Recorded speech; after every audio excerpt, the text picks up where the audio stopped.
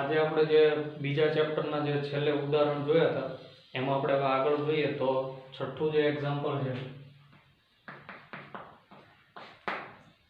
કે જેનો પ્રશ્ન છે જે આ મુજબ એક દ્રવ્યના અણુને 10⁻29 ઘાત કુલમ ઇન્ટુ મીટર જેટલી કાયમી વિદ્યુત ડાયપોલ ચાક માત્રા છે. તો એક અણુની આપણને આપી દીધી છે ચાક માત્રા 10⁻29 ઘાત કુલમ ઇન્ટુ મીટર. હવે આ દ્રવ્યના 1 મોલ જથ્થાને 10⁶ વોલ્ટ પર મીટર મૂલ્યનું પ્રબળ વિદ્યુત ક્ષેત્ર લગાડવામાં આવે છે. તો વિદ્યુત ક્ષેત્ર આપણને આપી દીધું છે કુલમ પર મીટર જેટલું. તો હવે ક્ષેત્રની દિશા એકાએક 60ના કોણે બદલવામાં આવે તો આ દ્રવ્યની ડાયપોલ ક્ષેત્રની નવી દિશામાં ગોઠવતા મુક્ત થતી આપણે ઉષ્માની ગણતરી કરવાની, એટલે કે ઊર્જાની ગણતરી કરવાની. જે પ્રારંભિક ખૂણો જે છે માનો કે 0 ત્યાંથી અંતિમ લઈ એટલે 60ના ખૂણા સુધી એને બદલવામાં આવે છે. તો એમાં જે મુક્ત થતી ઉષ્માની ગણતરી એ આપણે કરવાની છે. એક મોલ અણુ આપેલા છે, આ એક અણુ આપેલો છે. એક મોલ અણુની આપણે જો ડાયપોલની આપણે અણુની ચાક માત્રા જોઈએ એક મોલ અણુની,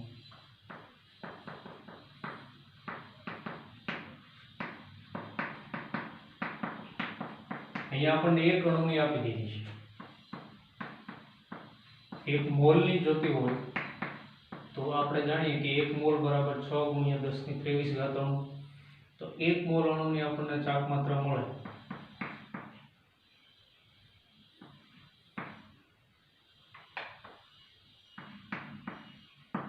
આપણને જે મળે તે 1 મોલ અણુની ચાક માત્રા. હવે પહેલા આપણે કે જ્યારે પ્રારંભિક ખૂણો એટલે પ્રારંભિક સ્થિતિમાં હોય ત્યારે ખૂણો શૂન્ય, એટલે કે જે પણ સ્થિતિમાં હોય ત્યાંથી આપણે શૂન્ય લઈએ ખૂણો, ત્યાંથી આપણે 60ના ખૂણે ફેરવવાનું. તો પ્રારંભમાં જે ઊર્જા છે તે મેળવી લઈએ, અંતિમમાં આપણને આ ખૂણા ઉપર જે ઊર્જા મળે તે મેળવી લઈએ, અને એમાંથી આપણે વાત કરીએ તો જે ઉષ્મા છૂટી પડે તે આપણને મળે. તો પહેલા પ્રારંભિક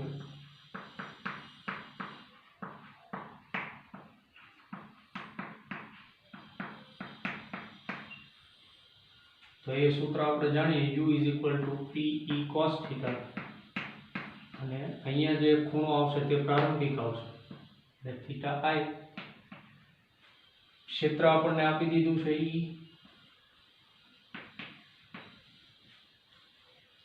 P આપણી પાસે છે,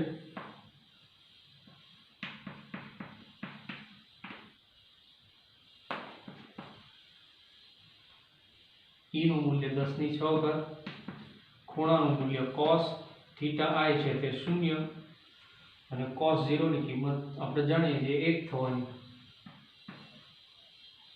10⁻6 10+6 કેન્સલ, જૂલ ઉષ્મા ઊર્જાનો એકમ.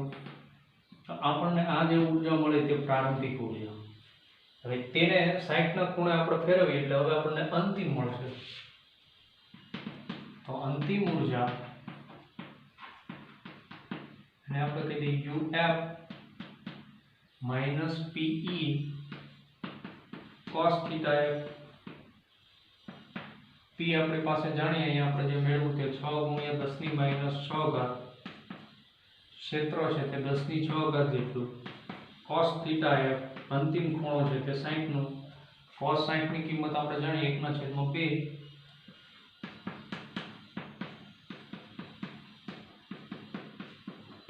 અહીંયા થઈ જશે 3 - 6 + 6 કેન્સલ એટલે આવશે 3, જે આવશે અંતિમ ઊર્જા UF. હવે બીજું અહીંયા માઈનસ એટલે આગળ માઈનસ રહેશે, અહીંયા પણ માઈનસ. હવે ઊર્જામાં થતો ફેરફાર એ છૂટી પડતી ઉષ્મા એટલે ઊર્જાનો ફેરફાર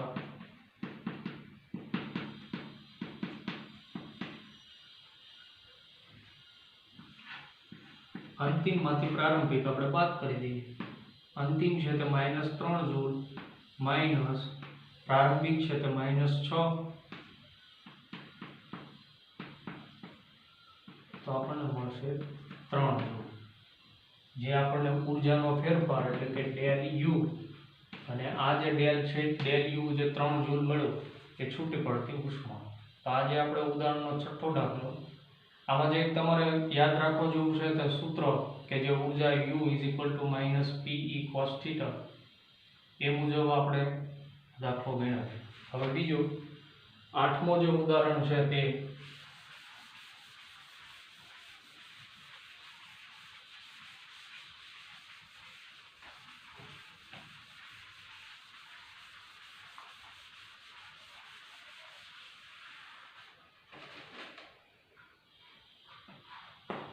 એનો પ્રશ્ન કે ડાઇલેક્ટ્રિક અચળાંક K ધરાવતા દ્રવ્યના એક ચોસલાનું ક્ષેત્રફળ સમાંતર પ્લેટ કેપેસિટરની પ્લેટ જેટલું છે, પરંતુ તેની જાડાઈ 3/4 d, જ્યાં d એ બે વચ્ચેનું અંતર બતા પ્લેટ વચ્ચેનું. જ્યારે આ ચોસલાને પ્લેટ વચ્ચે દાખલ કરવામાં આવે ત્યારે કેપેસિટન્સમાં કેવો ફેરફાર થાય ત્યારે આપણને એવું કીધું છે કે એક અહીંયા માનો કે કેપેસિટર છે, બીજું કેપેસિટર અહીંયા જે છે આ કેપેસિટરમાં અત્યારે અવાહક માધ્યમ તરીકે હવા રાખેલું છે, માનો કે આ કેપેસિટર, અને એક જે બીજું કેપેસિટર છે તે 3/4 d જે જાડાઈ બતાવે એ ડાઇલેક્ટ્રિક અચળાંક K ધરાવતું એક ભરવામાં આવે છે આ બે ચોસલાની અંદર ચોસલું, તો કેપેસિટન્સમાં કેવો ફેરફાર થાય એ આપણે મેળવવાનું છે. તો પહેલા આપણે ત્યાંથી શરૂઆત કરીએ કે જ્યારે અવાહક માધ્યમ તરીકે હવા હોય ત્યારે ક્ષેત્ર જે છે તે E0 V0/T જ્યારે હવા હોય ત્યારે. હવે જ્યારે કે ડાઇલેક્ટ્રિક અચળાંક ધરાવતું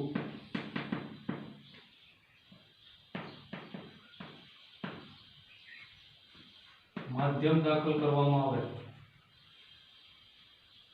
માધ્યમ તરીકે દાખલ કરવામાં આવે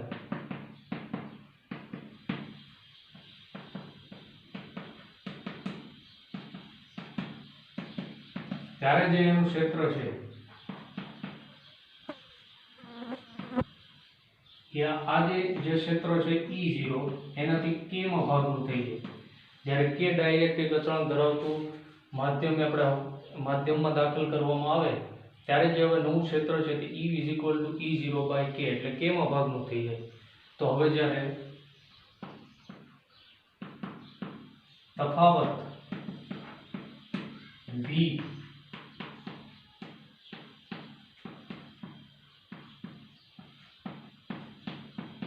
કારણ કે અહીંયા જે K માં ભાગનું થયું એટલા માટે V0/4 + 3/4 V0/K K માં જેટલું જેમ તમે ગણો તો આ એ છે તે એક જ થવાનું છે આખું, એટલે કે તફાવત V0 + 3/4 V0K.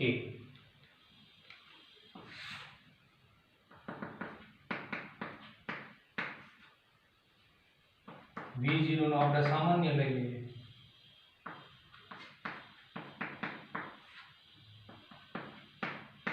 ત્યારબાદ અહીંયા લસા 4K, અહીંયા K + 3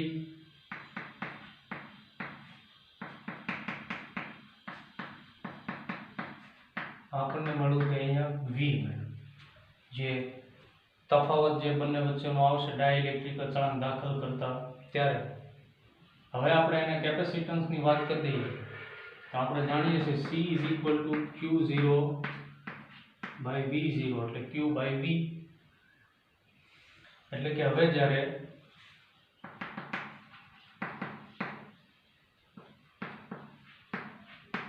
ડાઇલેક્ટ્રિક અચળાંક દાખલ કરવામાં આવે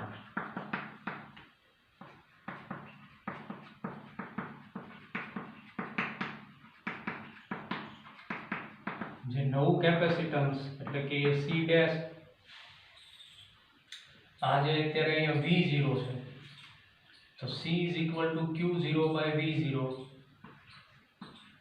અને V0 છે તે અહીંયા છેદમાં 4k k+3 આપણને જે નવું કેપેસિટન્સ છે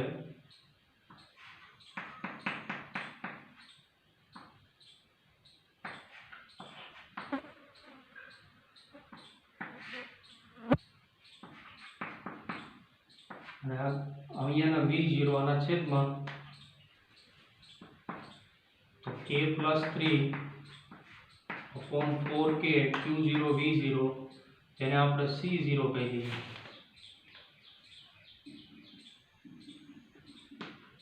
અને આ C ડેશ એટલે કે નવું કેપેસિટન્સ કે જ્યારે નવું દાખલ કરવામાં આવે કે ડાઇલેક્ટ્રિક અચળાંક ધરાવતું માધ્યમમાં ત્યારે જે એને કેપેસિટન્સમાં બદલાવ આવશે તે C ડેશ એટલે કે k+3 upon 4k into C0 એટલો ફેરફાર થશે. હવે આગળનું જે એક્ઝામ્પલ છે તે જોઈએ.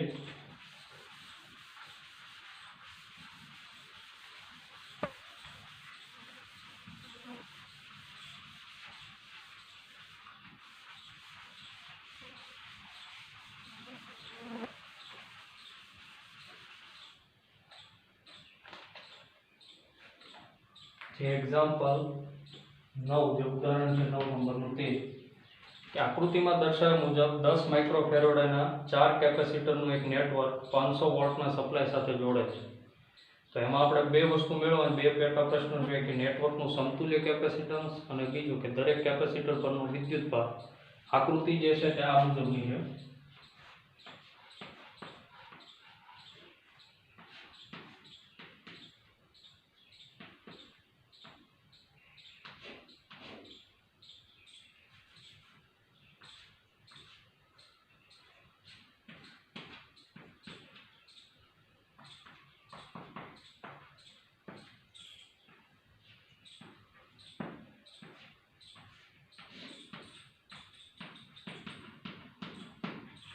આ C1 C2 C3 અને C4 આ જે ચારે કેપેસિટર છે તે 10 માઇક્રોફેરાડના છે.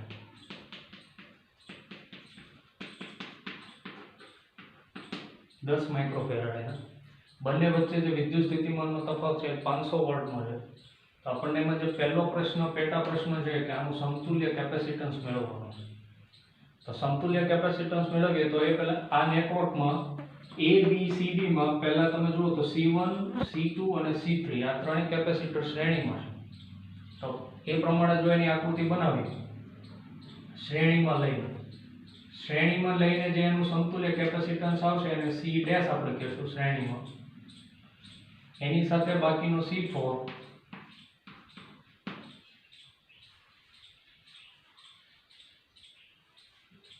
શ્રેણીમાં જો લઈએ તો આ C1 C2 C3 કેપેસિટર, અહીંયા છે કે C4 આ A D B C. પહેલા C1 C2 C3 શ્રેણીમાં તો એનું સમતુલ્ય capacitance 1/C1 plus 1/C2 plus 1/C3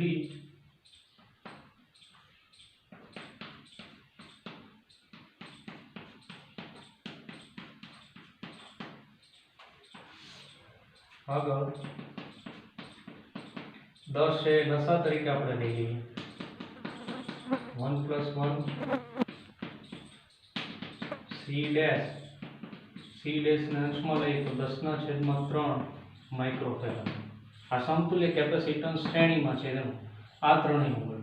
તો હવે કંઈક નેટવર્ક દોરીએ તો આ ત્રણેયને શ્રેણીમાં લઈ લીધા બાદનું નેટવર્ક એ કંઈક આ મુજબનું બને. આ છે તે C ડેશ શ્રેણીવાળું સમતુલ્ય, એની સાથે હવે C4 એ હવે જે આ C4 કેપેસિટર આપણે મૂક્યું એ આની સાથે આવશે સમાંતરમાં. તો એનું સમતુલ્ય કેપેસિટન્સ એને C ડબલ ડેશ આપણે કહી દઈશું. C dash plus C4 C dash 10/3 C4 10. હવે C ડબલ ડેશ 3 આપણે લસા તરીકે લઈએ તો 10 અહીંયા 30 તો 40/3 માઇક્રોફેરાડ.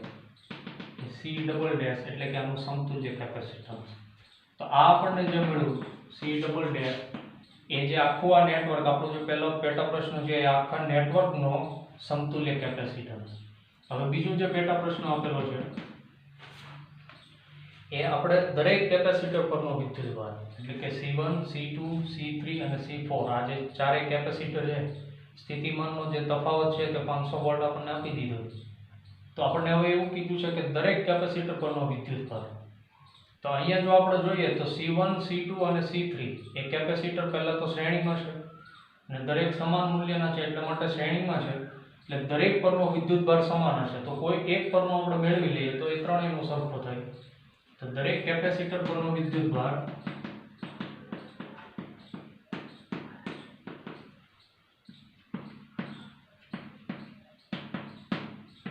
એમાં પહેલું આપણે સૂત્ર જે થિયરીમાં આવી ગયું છે Q CV, જ્યાં V એ સ્થિતિમાનનો તફાવત, C એ કેપેસિટન્સ, Q એ વિદ્યુતભાર. તો V Q/C.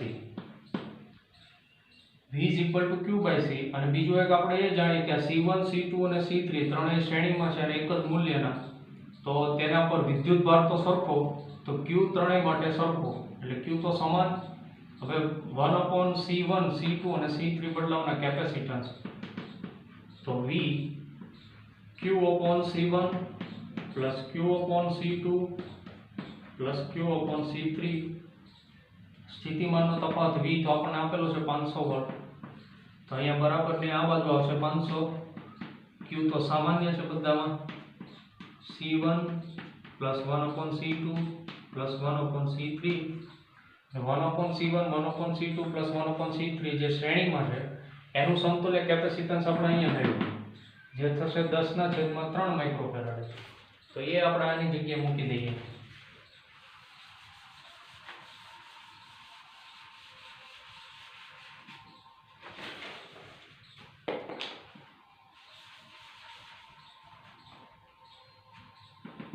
અહીંયા 500, અહીંયા Q અને આ જે શ્રેણીનું છે તે 10/3. હવે Q આપણને મળશે, ઉપર જશે 3.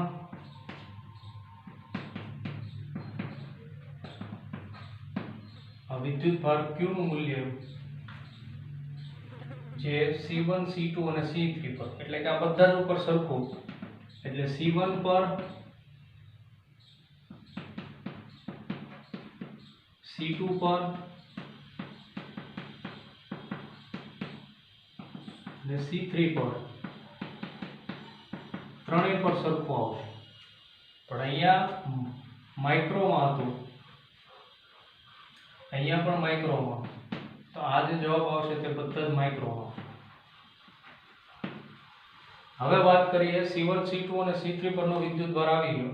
હવે C4 પરનો, તો એ પણ આ સૂત્ર મુજબ Q CV મુજબ, પણ ત્યાં જે મુજબ છે તે C4 એટલે કે એનું જે કેપેસિટન્સ છે એ પ્રમાણે. તો Q CV મુજબ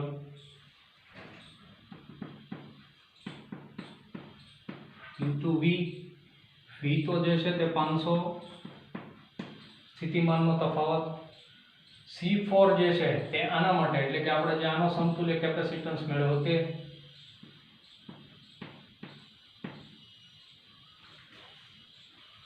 તો હવે જે એનો સમતુલ્ય કેપેસિટન્સ આવશે Q,